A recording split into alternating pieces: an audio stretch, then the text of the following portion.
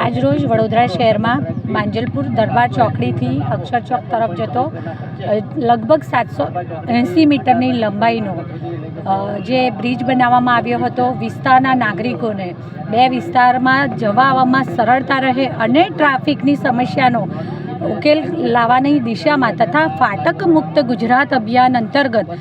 જે વિવિધ બ્રિજ દ્વારા વડોદરા શહેરના ટ્રાફિકની સમસ્યાના નિવારણની દિશામાં વડોદરા મહાનગરપાલિકા દ્વારા કામગીરી કરવામાં આવી છે, ત્યારે આજરોજ વડોદરા મહાનગરપાલિકા અને રેલવે બંનેના સંયુક્ત પ્રયાસોથી કરવામાં આવેલા આ બ્રિજનું લોકાર્પણ કરવાનો કાર્યક્રમ આજરોજ આયોજન કરવામાં આવ્યું હતું, જેમાં સ્ટેન્ડિંગ સમિતિના ચેરમેન શ્રી ડૉક્ટર શીતલભાઈ મિસ્ત્રી, મ્યુનિસિપલ કમિશનર શ્રી દિલીપભાઈ રાણા, વડોદરા શહેર ભારતીય જનતા પાર્ટીના મહામંત્રી શ્રી જશવંતસિંહ બાપુ અને સત્યનભાઈ કુલાબકર, મારા સૌ સાથી સભાસદશ્રીઓ, તો સાથે આ વિસ્તારના અગ્રણીઓ, વડીલો, નાગરિકો સૌ સાથે ઉપસ્થિત રહી અને આ કાર્યક્રમની સફળતા અને આ કાર્યક્રમ દરમિયાન આશીર્વાદ આપવા માટે સૌ સાથે હાજર રહ્યા. હું સૌને ખૂબ ખૂબ અભિનંદન પાઠવું છું.